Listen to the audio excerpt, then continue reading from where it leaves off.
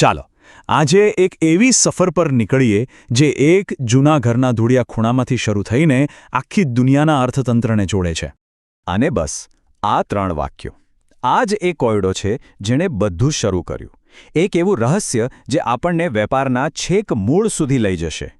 આપણી આખી વાર્તાનો હીરો છે આકાશ, ઇતિહાસનો એક વિદ્યાર્થી.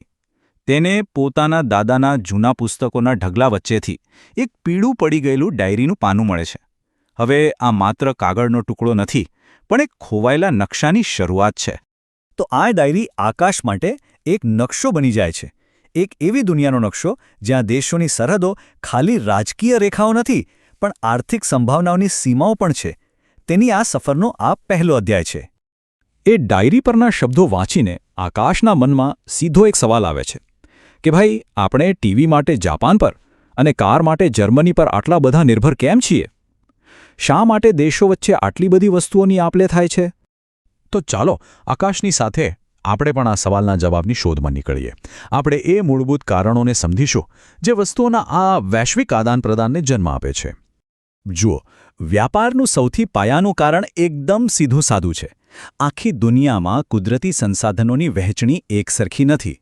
કોઈક દેશની ધરતીમાંથી સોનું નીકળે છે તો ત્યાં ખેતી માટે પાણી નથી, તો વળી કોઈક દેશની જમીન ખેતી માટે જાણે વરદાન હોય પણ એમની પાસે ટેકનોલોજી નથી.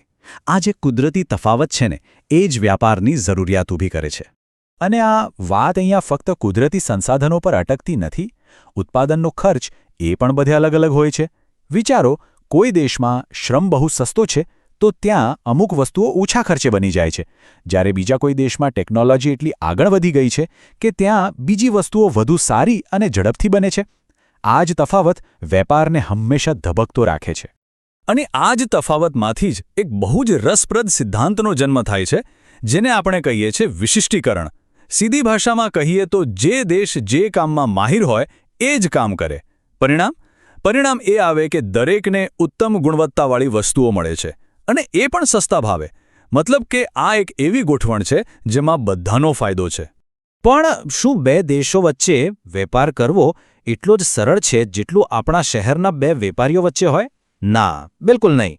ચાલો હવે જોઈએ કે આંતરરાષ્ટ્રીય વેપારના રસ્તામાં કેવી કેવી ગૂંચવણો અને પડકારો આવે છે.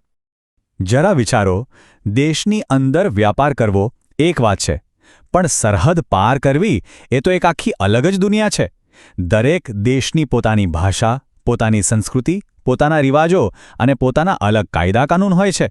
અને આ બધાની ઉપર ચલણના ભાવમાં થતા ઉતાર-ચડાવનું જોખમ તો ખરું જ. અને બીજો એક મોટો તફાવત છે. દેશની અંદર લોકો હોય કે મશીનરી, એને એક રાજ્યમાંથી બીજા રાજ્યમાં લઈ જવું પ્રમાણમાં સહેલું છે, પણ એ જ વસ્તુઓ સરહદ પાર લઈ જવી હોય તો એના માટે તો લાંબી અને જટિલ કાનૂની પ્રક્રિયાઓમાંથી પસાર થવું પડે છે, જે કામને ઘણું અઘરું બનાવી દે છે. તો ચાલો હવે આખી વાતને ભારતના સંદર્ભમાં જોઈએ. સમય સાથે વૈશ્વિક વેપારમાં ભારતની ભૂમિકા કેવી રીતે બદલાઈ છે એ જાણવું પણ ખૂબ જ રસપ્રદ છે. આ બદલાવ ખરેખર જોવા જેવો છે. જુઓ, 1991માં જે આર્થિક સુધારા થયા એના પહેલાં ભારત શું નિકાસ કરતું હતું? મુખ્યત્વે કાચો માલ જેમ કે ચા, શણ, કપાસ. પણ 1991 પછી આખું ચિત્ર જ બદલાઈ ગયું. હવે ભારત સોફ્ટવેર, તૈયાર કપડાં, દવા જેવી ઔદ્યોગિક વસ્તુઓ દુનિયાને વેચે છે. આ સીધું જ દેશની આર્થિક પ્રગતિ બતાવે છે. આ બધું જાણ્યા પછી આકાશને એક નવી જ દૃષ્ટિ મળે છે. એને સમજાય છે કે દુનિયાનું અર્થતંત્ર કોઈ એક દેશનું નથી, પણ એકબીજા સાથે કેવા ઊંડાણપૂર્વક જોડાયેલું છે. આ વાત બરાબર છે. વિદેશ વેપાર એ ફક્ત નફો કમાવાનો ધંધો નથી, એ તો એક જટિલ જાળ જેવો છે જેણે દુનિયાના દરેક દેશના નસીબને એકબીજા સાથે વણી લીધું છે. અને એટલે જ કહેવાય છે કે કોઈ પણ દેશનો વેપાર જુઓ તો એ જાણે એ દેશનો અરીસો છે. એ બતાવે છે કે એ દેશને શેની જરૂર છે, એની પાસે શું ઓછું છે અને દુનિયામાં એ ક્યાં ઊભા રહેવા માંગે છે. તો આકાશની આ આખી સફરમાંથી આપણે શું શીખ્યા? ચાલો ફટાફટ જોઈ લઈએ. પહેલું, વેપાર સંસાધનો અને ટેકનોલોજીના તફાવતને કારણે થાય છે. બીજું, વિશિષ્ટીકરણ એટલે કે સ્પેશિયલાઇઝેશનથી બધાને ફાયદો થાય છે. ત્રીજું, આ રસ્તો સહેલો નથી, એમાં ઘણા પડકારો છે. અને ચોથું, કોઈ પણ દેશની વેપારની કહાણી એ એની આર્થિક સફરની કહાણી છે.